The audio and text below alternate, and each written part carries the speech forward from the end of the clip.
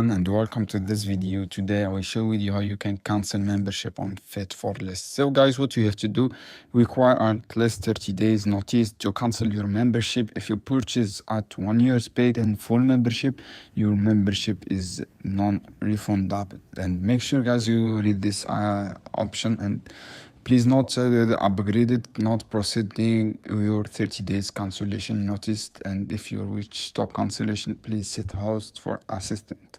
And this is the one, guys. And two, guys, just go to chat, as you can see here, and right here, cancel membership. I will do on cancel membership, and you will support shop to guide you to cancel your membership without any problem. Just click read this and read this one, and write your reason to cancel membership, and you will easily cancel. Just go to login account, you find option to cancel without any problem. I hope this video helpful for you guys. Don't forget subscribe and like and share this video for more content, and see you another video soon.